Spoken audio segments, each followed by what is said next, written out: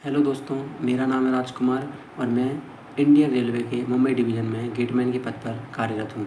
तो देखिए दोस्तों, जैसा कि आपने थंबनेल में देखा कि मैथ में हम 35 में से 35 कैसे लाएं।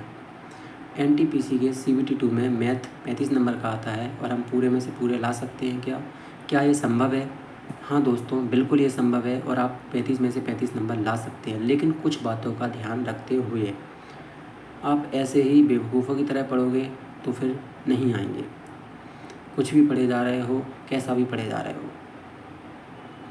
सबसे पहली बात सुनिए, देखिए दोस्तों मेरी, कि पढ़ना कैसे है।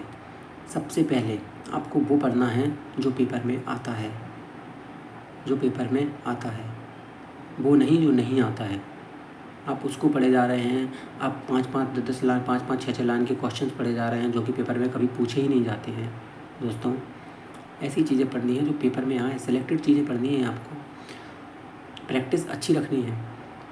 देखिए दोस्तों, कुछ बातों का ध्यान रखना होगा, जैसे कि पहली बात हमारी ये है कि हमें सबसे पहले अपने जो पहाड़े होते हैं, टेबल्स बोलते हैं जिन्हें आप, वो मजबूत करनी पड़ेगी। पहाड़े 1 से लेकर 50 तक आपको पहाड़े होने चाहिए, टेबल आपको याद होनी चाहिए। और दूसरी दोस्तों, आपको जो परसेंटेज की जो फ्रैक्शन वैल्यू होती है ना, जैसे 12.5% का 1/8, ये पूरी की पूरी आपको टेबल याद होनी चाहिए दोस्तों। टेबल आपको गूगल पे मिल जाएगी, आप फ्रैक्शन वैल्यू करके आप सर्च करेंगे तो आपको टेबल आपको गूगल पे मिल जाएगी। दो चीज़ों का दोस्तों आपको बिल्कुल ध्यान रखना है, एक टेबल्स का मतलब पहाड़ों का, और दूसरा आपको फ्रैक्शन वैल्यू की टेबल आती है उसका। और तीसरी जो बात आपको क्या ध्यान में रखनी है दोस्तों, आपको जितनी हो सके, जितने हो सके, कहीं भी जाइए, गूगल पे जाइए। मैं पहली बात आपको सलाह किस चीज़ की दूंगा दोस्तों, अड्डा 247 की। अड्डा 247 में जब आप कुछ सेक्शन में जाते हो ना, तो क्विज में आपको हर सेक्शन मतलब हर सब्जेक्ट का आपको कुछ मिलेगा। जैसे क्वांट हो गया, रीजनिंग हो गया, साइंस हो गया, जीके, सबका मिल जाएगा। आप उसमें क्वांट सेलेक्ट करिए और इतने क्वेश्चन है कि दोस्तों आप ख़त्म नहीं कर पाएंगे, यकीन मानिए, इतने क्वेश्चन है उसमें। तो आप आराम से आप प्रैक्टिस कर सकते हैं। देखिए दोस्तों, मैंने भी कुछ ऐसा ही किया था। मेरा मैथ पहले इतना अच्छा नहीं था, लेकिन दोस्तों मैंने अपना मैथ कैसे अच्छा किया, मैं उसके बारे में थोड़ा बता देता हूँ। देखिए दोस्तों, सबसे पहले मैंने 50 तक अपनी पूरी टेबल्स कंप्लीट की थी और आज भी मुझे 50 तक टेबल दोस्तों याद है। उसके बाद दोस्तों मैंने फ्रैक्शन वैल्यू कंप्लीट की अपनी, 33.33% का क्या होता है फ्रैक्शन में, 1/3 होता है, ऐसी मतलब पूरी की पूरी मैंने अपनी फ्रैक्शन की टेबल कंप्लीट की। फिर अंडर रूट हुआ, एक पॉइंट वाले 0.3, 0.31, ये वाले गुणा भाग जल्द से जल्द करने होंगे आपको, इनकी हैबिट डालनी पड़ेगी। प्रैक्टिस कीजिए, जितना ज़्यादा हो सके प्रैक्टिस कीजिए। कभी आप भूलो ना कि 0.715 में से 0.312 गए या 3245 गया तो कैसे बचे, ये आपको कहीं अटकाना दे पेपर में, कहीं आपको अटकाना दे। जितनी प्रैक्टिस करोगे दोस्तों, उतने ही आप स्टेप जो होते हैं स्किप कर कर कर लिखोगे। आप पूरा, जब भी आप कोई क्वेश्चन सॉल्व करते हो तो आप पूरी की पूरी स्टेप लिखते चले जाते हो दोस्तों। जब आपका प्रैक्टिस अच्छी होने लगेगी तो आप 2 या 3 स्टेप छोड़कर 2 या 3 स्टेप स्किप कर दोगे और सब उसके आगे वाला लिखने लगोगे, जैसे जैसे प्रैक्टिस होती चली जाएगी।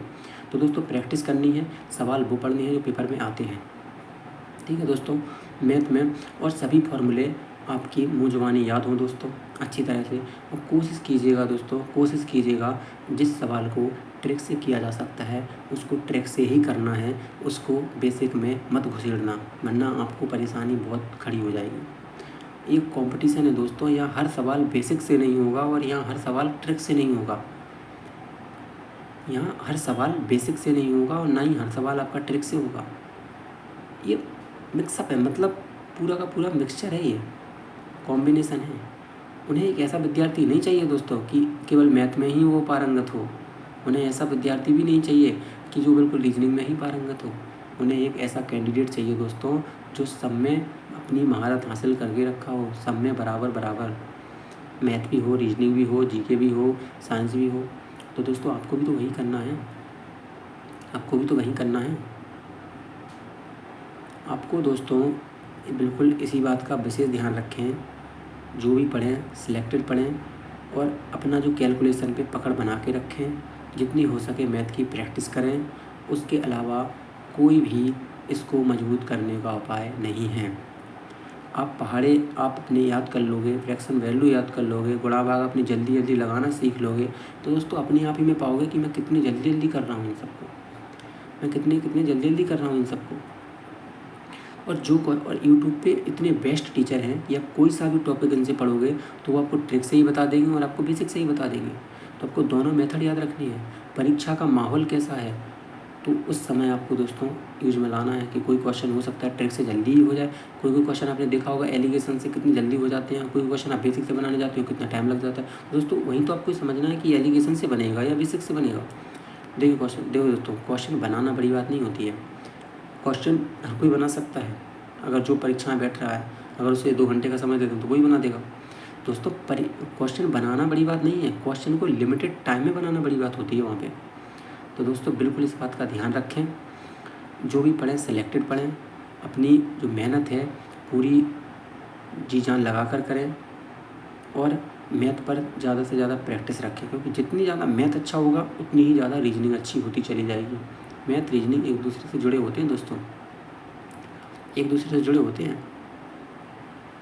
तो दोस्तों बिल्कुल इस बात का ध्यान रखें। आप जितना हो सकता था मैंने आपको बता दिया कि मैथ मेरे हिसाब से आप ऐसे स्ट्रॉन्ग कर सकते हो, और किसी भी एक अच्छे टीचर को पकड़ लीजिए दोस्तों, उस पर भरोसा जताइए।